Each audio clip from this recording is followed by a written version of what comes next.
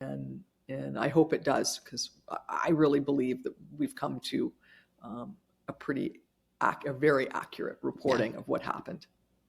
So let's talk about, you mentioned the luck of running into Mark Burnett. Yeah. Talk about The Apprentice. And it seemed to be, when I was reading this, when he was really desperate for money, when he was really in bad trouble, he ended up on The Apprentice by partly the luck of no one else would do it. And reality TV was, in its heyday then. Yeah. And even in that regards, he cheated. He did side deals. I mean, he is a cheat. That part is wild to me, that he bit the hand that fed him. We can talk about how he got on there, but then he goes and he tries to do side deals around Mark Burnett. And Donald Trump, we don't claim in the book that he has no skill. He's an incredibly charismatic person. That's why he was chosen for The Apprentice. But for a lot of people, he is. And I was actually just watching yesterday CBS Sunday Morning show, and they actually did a whole segment on fame and people meeting famous people. Yeah. And it really reminded me of Trump and just the effect that he can have on people. And at the time, Mark Burnett saw, because we talked about how Jack Welch and some other billionaires were looked at for the show, and they either didn't have time or they weren't charismatic enough. But when Mark Burnett took The Apprentice to Hollywood and pitched it to NBC, Jeff Zucker was in the room, goes on to be the executive at CNN. They wanted Mark Burnett. They wanted to get into the reality TV space, and they were interested not in Donald Trump, but in Mark Burnett. And there's a scene in the book where they talk about how they know he's a bit of he's a character and kind of a joke in New York, but they knew he would draw eyeballs, and they talk about that, and they were right. But Mark Burnett recreates Donald Trump into this measured, sort of rich businessman that he's not. And I remember this incredible scene where his producers first come out to New York.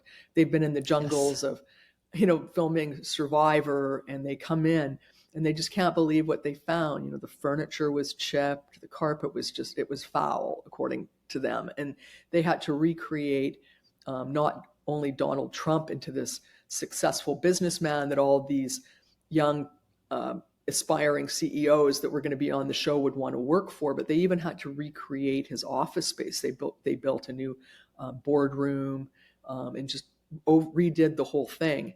And there's a 3-minute intro to The Apprentice that would run every week, and in that they just made him out to be the most successful thing ever. And they all told me later it wasn't real, it was reality TV. I hate the word reality because it's not reality, but they made him out into something that he wasn't. And that show was played over and over and over, and it seeped into the bloodstream of America. And so many people still believe he's successful, no matter how many facts you present about all of his business losses that we've been able to show. But then you picked up on something, which is, so he's getting a ton of money from The Apprentice. He doesn't have, Mark Burnett's producing the thing. It's all Mark Burnett and his team, and they're incredibly skilled people. I talked to a number of them. And Donald Trump has to show up, and he has to do some on-camera work, and then he gets half of this product placement money. So it was so crazy. At one point, corporations were paying up to $4 or $5 million to be on it. And Donald Trump would get half of every check that came in for product placement. So then he was doing licensing deals. But then we found that he was starting to go around Mark Burnett to get deals on his own that Mark Burnett rightfully should have been cut into. And I couldn't believe this, because I was like, why didn't you guys say something? I'm sort of thinking about it from just a pure cheating point of view. And all the Hollywood people came back to me and said, if we said something, we would have lost the talent. So we sort of had them over the barrel. Like, they couldn't call him out on it. And he was striking all these side deals that we could see. We found at least 2 or 3 in the book that we found.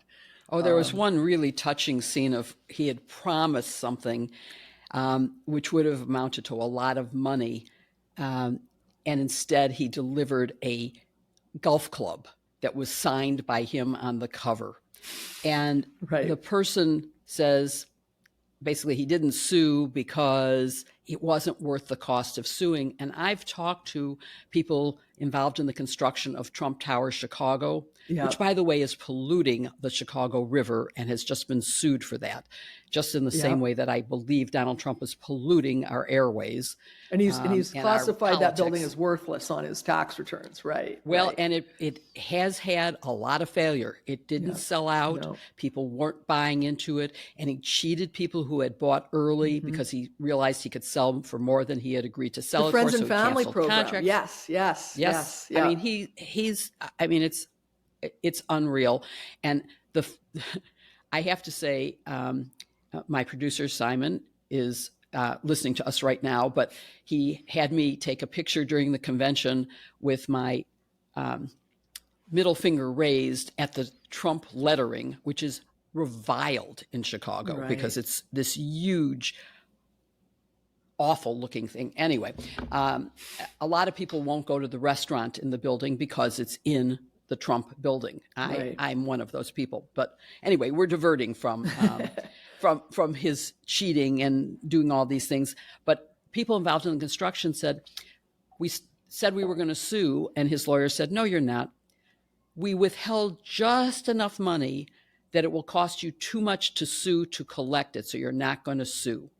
They deliberately calculate what's the cost of a suit, and we're going to withhold payment for the final construction in that amount that will not cause you to sue. I mean, to me, that is just so despicable that, Right. and it seems to be a repeat characteristic of Donald Trump. No, it's a theme in the book to the point where we talk to people who actually were involved in either building or renovating the golf courses, and some people wouldn't sign the final papers that were needed for the building to open until they got paid. I mean, they knew who he was, but he so often just calculated that the cost of somebody suing him Right. would be far greater. And so many people, these are small businesses, a lot of them. It was devastating to talk to some of these people because they said they either, they went out of business or they'd have to lay off people, like real lives, like lives were involved in this. But he continued to do it.